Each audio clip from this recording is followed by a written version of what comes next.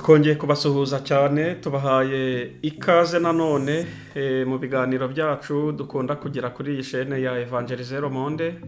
Imana mwese ibahe umugisha. Uyu mugoroba rero nanone tubafitiye ikiganiro cyiza cyane nimucikwe. Ngewe ni Félix Eric. Nanjye nita Eric. Shalom ndabashuhuje bene data. Sawa Imana ishimwe kandi namwe tubahaye ikaze mwese abazakurikira iki kiganiro tugiye kugira. Rero nkuko mubizi dukunda gutangiza ibiganiro byacu indirimbo. Na n'ubu rero ni karibu mu mwanya nyuma y'iyo ndirimbo.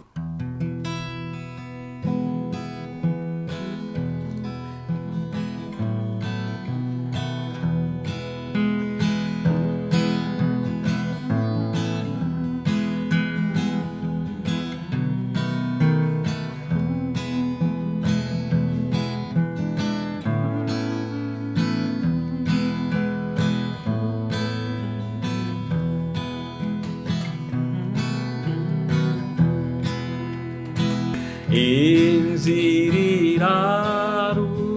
ije mwitange mutazanani bamukigenda muryumutima tera imbaraga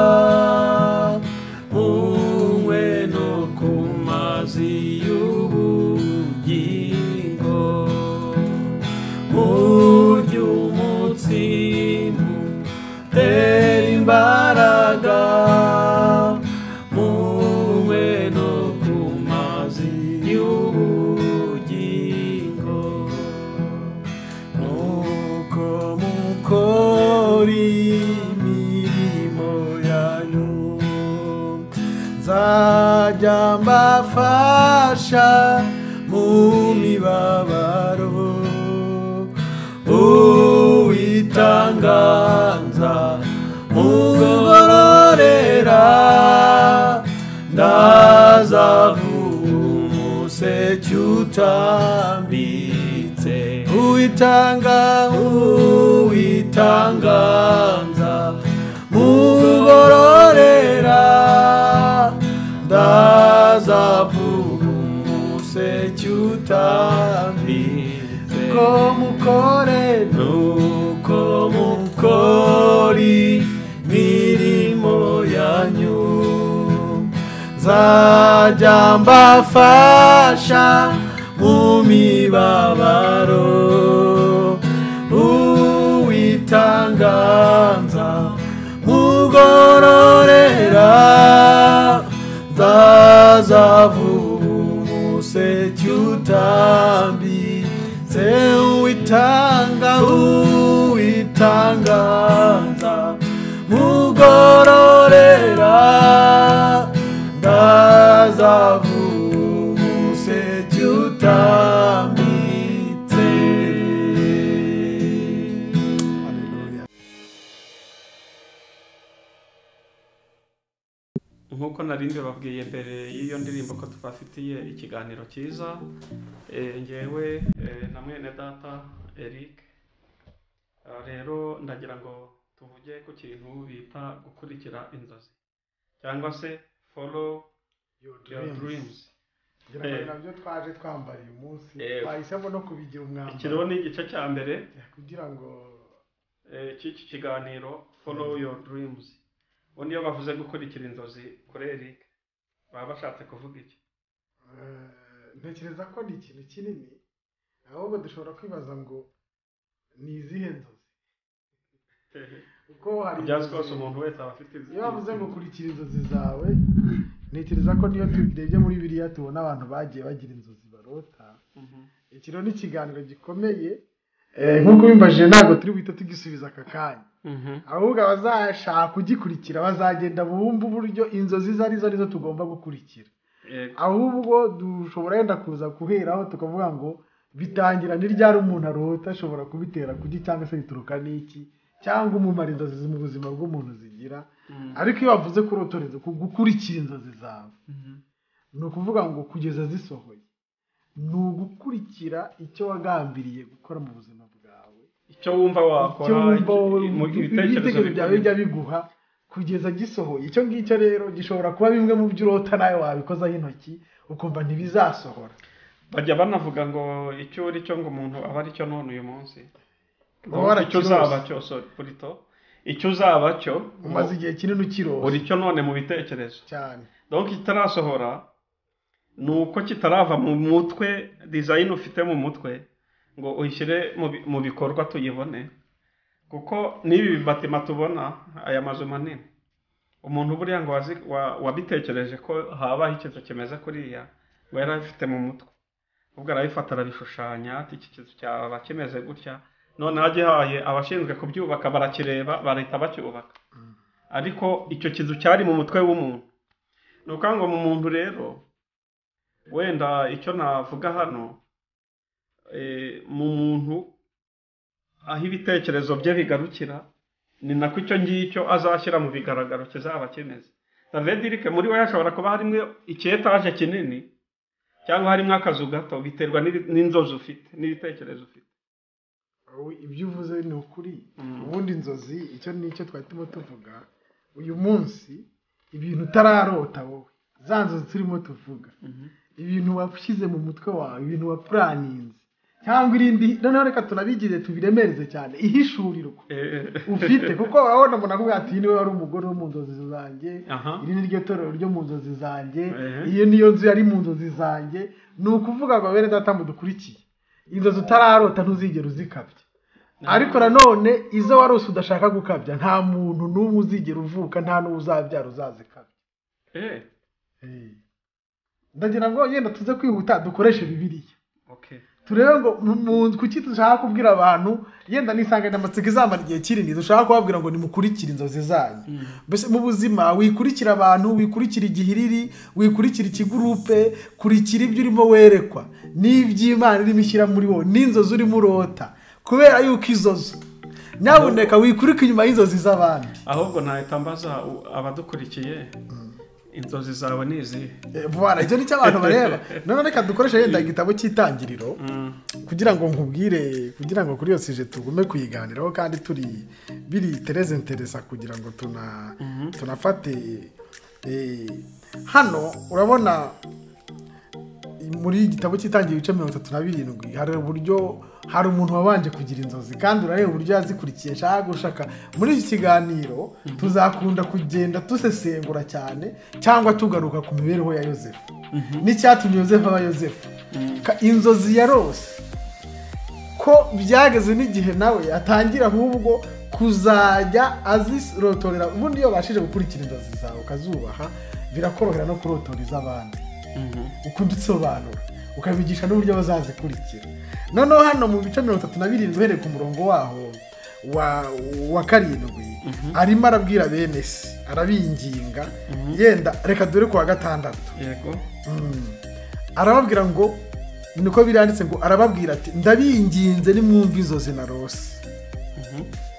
Arakomeza arazirotora munsi, aravuga ngo twahambiraga imiba mu mirima, umuba wanjye urahagarara urema, iyanyu miba ikikiza uwanjye, ikikiza uwanjye iwikubita imbere. Hano bene se ikintu bahise banakora, kuko Yosefu yarataragera ku rugero rwo kwirotorera inzozi, bahise bazirotora. Bahise bene se barasubiza ati ni ukuri wowe uzaba umwami wacu, ni ukuri wowe uzadutwara.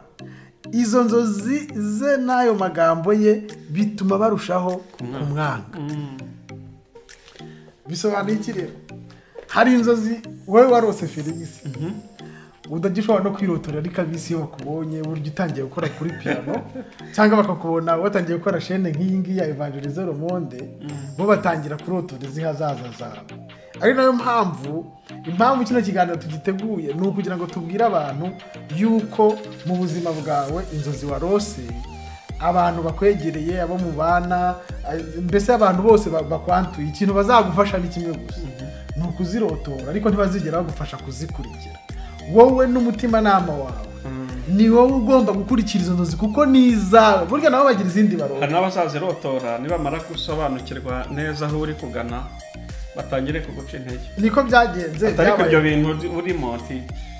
sanomasha ntabwo ntibikunda ntabwo bimarisha nanjye nigeze ndigerageza biranga rero ushatse ntabwo ubikora akenshi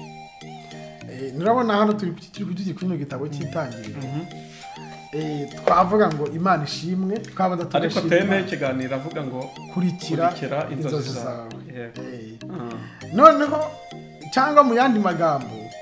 gerageza reka tubivuge tubikuye mu ntuze tubivuge mu vuga gerageza ukora ikintu watekereje gukora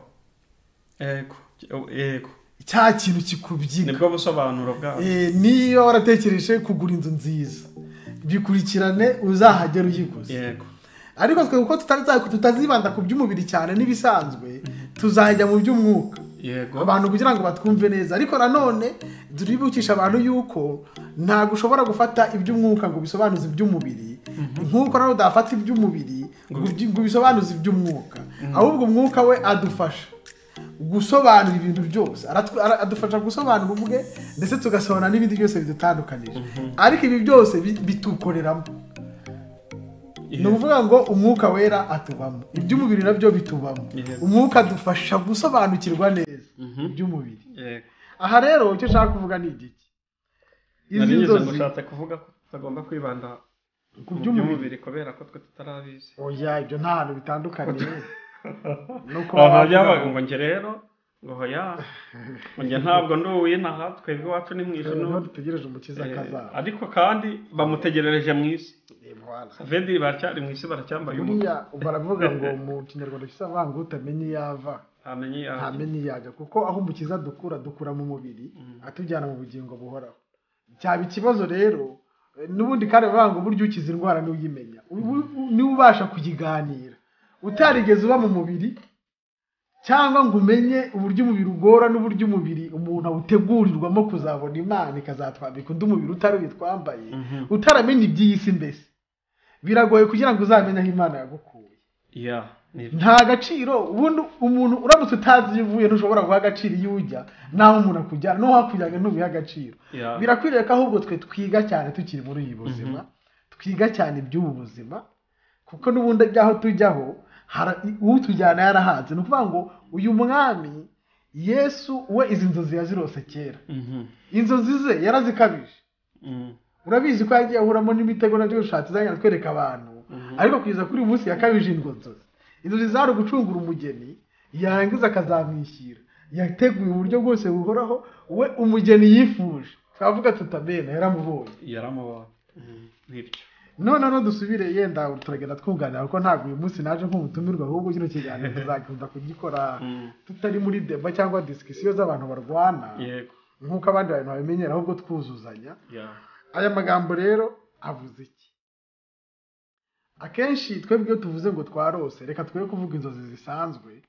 ariko buno bwo bwari uburyo Imana yabashije kuvuganamo na Yosefu imuvugisha mu buryo bundi mwumve Imana niko ikora Imana ishobora kubona wowe nta nzozi zawe uza wirotamo ku giti cyawe ikazikurote yego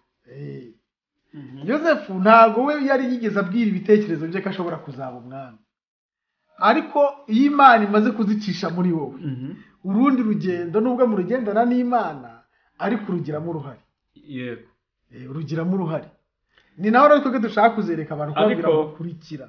ariko n'abantu wenda uyu munsi turagenda tuvuga ibice nyamukuru tuzagenda tugarukaho ariko n'abantu bashobora kugira uruhare mu gusenya inzozi zawe ariko bashobora no kugira uruhare mu gutuma ugera ku nzozi zawe icyo abantu bakora ni nako ukuntu baza gushyigikira wowe iyo wabashije kuzika ubundi buryo umuntu uri mu nzira uzi yajya nta yandi mahitamo ufite nta yandi mahitamo ufite kuko uriya muntu hari umuririmbyi yavuze ngo waba atinyitse ibyago byose naza akurikire umwami wanjye mu nzozi ze aba afite gukurikira umwami aravuga ngo nta cyamurekesha imigambi ye yo guca mu nzira ijya mu ijuru aravuga ngo icya mbere ntago azakangishwa n'incamugongo abazimubwira nibo bazaba ndetse ahita n'abanzi urumva ko bavuga ngo nimunyihorere namara amaje kujya mu ijuru. Iyo wamaze gusobanukirwa inzozi nakubwiye ngo abantu mu nzozi zawe batangira kugira umumaro bigitangira kuko nibo bazirotora. Hano se ntabwo uri mu byumva bakanakubwira ibyo ari byo wowe byagucanze bavuga ati cyatiye tukureba ati uzabaho umukozi w'Imana, nibo batangira kubirotora. Ariko nawe wari wabirotaga kumbi bisa n'ibintu bidasobanutse biri muri furu. Imana rero izana abantu mu nzira y'ibyo nakubwiraga. Iyo wamaze kumenya koko bya bintu biri mu ndoto zawe ihorizana bagutera inkunga ariko ntago ari ababisokoza. Akenshi bamwe niyo mpamvu mu ntambwe ya mbere haraho mutangirana ishyari rikabakuramo cyangwa urwango ugatera indi hakaba abandi nanubwo kandi iyo bamwe bavuyeho Imana izana mu nzozi iyo babashije gukurikira inzira yawe nta camugongo ntaki. Bamwe baragenda Imana izana abandi kugera ku kigero uzabasha gushyikira icyo warose neza warangiza ukavuga ngo ndagikabije. Unyibukije akantu kera ndabyibuka ndakana gatoya nyine katarasobanukirwa neza ibyo karimo. Ndabyibuka ahantu twari dutuye twajya tugira imigoroba mpuza utundi twana twari mu cyiciri cyanjye dutoya nkaduhuriza ahantu ngo twakoze itorero ngo turi gusenga noneho tukitoramo nge bakundaga kungira pasiteri wakana karaho nyine bakangira pasiteri ngo nge ndi umushumba tugatora ba regionali kubera ni miriye twakuriyemo nyine ni miriye y'abarokore babona ba regionali baje nk'ahantu kuri paruwasi none nanjye nkaba nk'umushumba uri buze kwakira regionali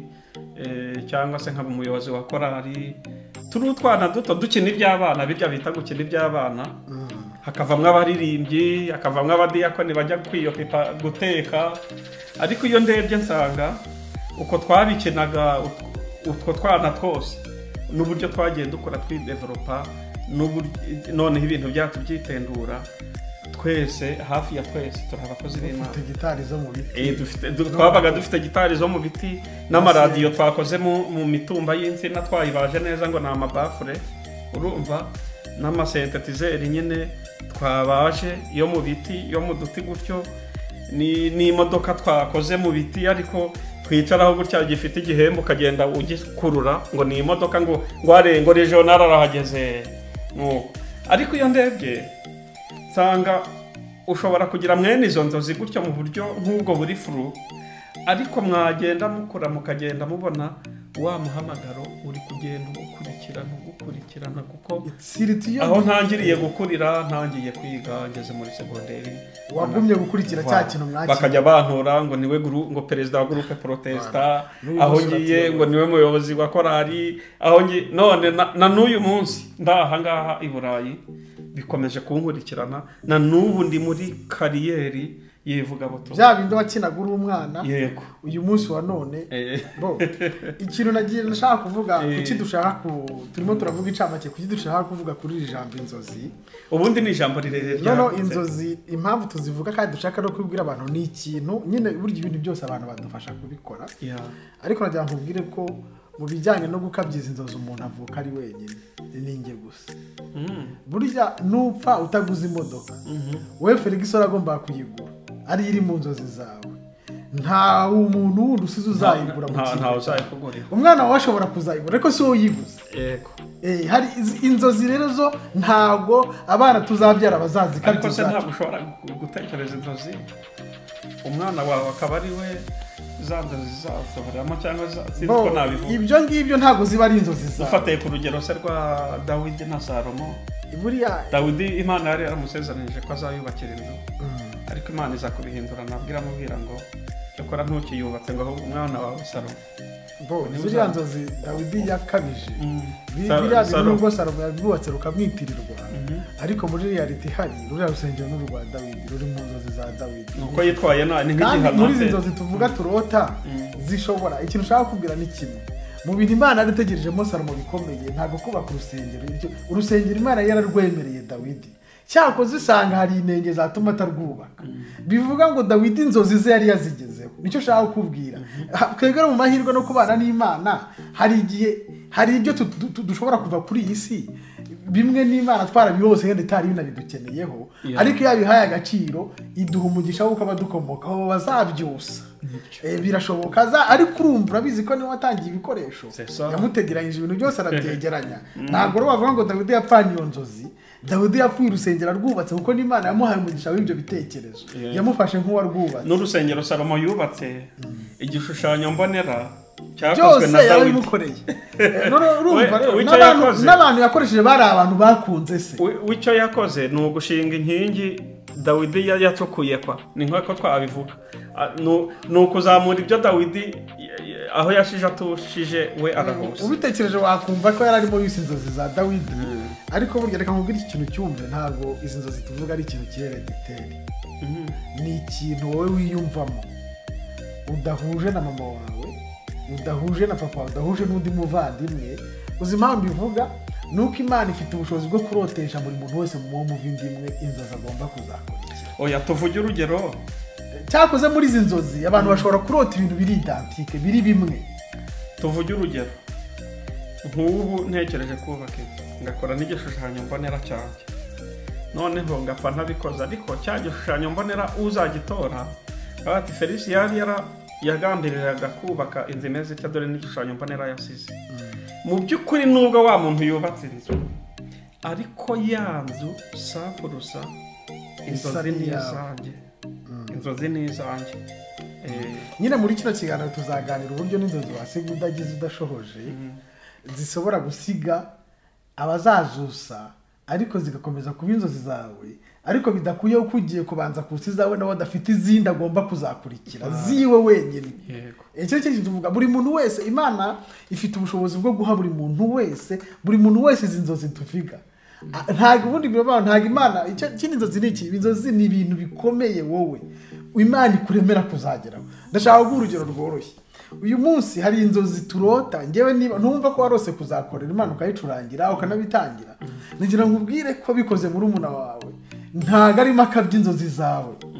wowe niba uri imbere y'Imana urimo gucuranga ugomba gucuranga nkaho nta wundi muntu kandi nako kuri uzigera gucurangira mu cyimbo cyawe muri imbere y'Imana amen wowe Félix ni ukuvuga ngo niba ufashe gitari fata gitari umenye ko nta wundi Félix uri imbere y'Imana ku isi Imana yaremye uhari ni wowe wenyine muri izi nzozi ntago habamo ntago habamo twe abo bose navuye ko baza nk'abaterankunga kandi buri muntu wese nawe aba arimo akabya izindi nzozi ahubwo ikintu cyiza Imana buri ukuntu ari umuhanga irotesha abantu inzozi zuzuzanya uzarota gucuranga undi nawe arote kuba umuririmbyi mwiza niyo mpamvu iyo twatangiye kwinjira na umuntu ashaka kwigana inzozi z'undi niba Imana yirotesheje urabona n'ikibazo yagize hari Imana yirotesheje Yosefu inzozi zo kuzaba umwami bakuru we naho harimo abantu bari baratekereje kuzigana no gushaka hari n'abazabikupa impamvu twagiye kuri izi nzira inzozi rero ni iki inzozi ni ikintu wowe ugira cyakoze ushobora gutekereza abandi bakaguha ibitekerezo ariko n'ubundi bigasigara ari abantu bategerejeho kuzagikora yego kugira ngo yenda binumvikane neza nizo nzozi zawe wewe wenyine wihariye yego ni kwa icyo tsoke dushaka kubwira abantu bakurikira ntago turakurikira izi ngizi urotora wamara kuzirotorera societe yose bakubwira ati ntabwo ibintu uzabishobora yego bivuga ko bose barazumvise ariko bumva ni ibintu batashobora birabarenze kubera atari ibya inzozi zawe niyo ushatse kuzishyira mu bandi baguterera uwo mupira barakubwira ati ibintu niba wabyiroteye ni nawe ugomba kubisohoza ubuswa bubaho rero ni ugukurikiriza abandi ukirengagiza ko nawe hari izindi warose abandi batashobora ariko ushobora no gukurikiriza abandi nyine zifite umumaro zishaka ubu ni nakubwiye ko umuntu Imana igenda iturotesha mu buzima busanzwe inzozi ariko byanze bikunze kuko ngira ngo ushobora kugira inzozi nziza ariko nabwo utabona abakurikira nabwo inzozi zawe ngo bagufashe ntabwo bibaho muri izi nzozi zawe iyo wazirose wowe ukazikurikira tuzabisoma muri babirimo uhura n'ibintu bibiri ikintu cya mbere nakubwiye ko uhura n'abantu bazirwanya nako ni bitatu icya kabiri ugahura n'abantu batazirwanya ariko batazumva ubu nicyo cyiza nakubwira ko inzozi urimo urota ari izawe nyine nta wundi muntu abantu batazumva abantu kuko hari aho unazisobanura ntabwo urabona ko umuntu arimo asobanura ibintu bye icya mbere hari abo uzisobanura bagakora iforo yo kutazumva bakazirenganya mu bice by'abatabyumva byo haterwa n'impamvu nyinshi none igice cya mbere nakikubwiye ni abantu bazumva ikizirotora ntibanakire iforo bagahita babona icyo zivuze ariko bakagira ishyari bakakurakariramo. Ikindi cya kabiri rero, hari abantu batazumva, abo rero nta kindi bazumva, bagenda baza bitewe n'urwego ugezeho zisohoza wowe. Abo ngabo Imana ibaha igihe, nawe nk'umuntu ugomba kuzisohoza muhana igihe. Ni hahandi uzatangira uvuga ati njye nzaba umucuranzi mwiza, ugatangira wiga gitari bavuga ati tubwo nawe urahogwa tuwabuze kujya kuvomera amazi mama wawe. Nabo babireba bakabona ibyo bintu ntago ari ibyawe. None bari abantu bo ariko wowe kubera ishyaka ufite no kuba ari inzozi zawe ukemera ukakurikirana gitari ntiryana intoki narambika ndarambika. Ni ukuvuga ngo wowe nigo rugero turimo dushaka gufatiraho ba bantu ntibakurwanira ahubwo ntibabyumva ukuntu wacuranga gitara. Benshi muri bo uzasanga byarabananiye, bagerageje kwigana ibyo bintu ariko bisa n'ahatari inzozi zabo. Ariko burya ikikwereka ko Imana ihambaye, abo bari mu bazagushyigikira. Ashobora kukuza niba ari umurimo wundi bari bagukena kugira ati we nabonye ubishoboye gucuranga, genda ubucuranza nawe bino turabigukorera. Noneho n'ibindi wanahimba iyo ndirimbo yagera hanze bakagufasha kuyikwirakwiza n'ibindi nk'ibyo ngibyo, ariko ntibazigera bagukorera icyo wakagombye gukora. Murakoze cyane rero, turagushimiye cyane mwene data Eric kubwo iki kiganiro cyiza cyane tugiranye.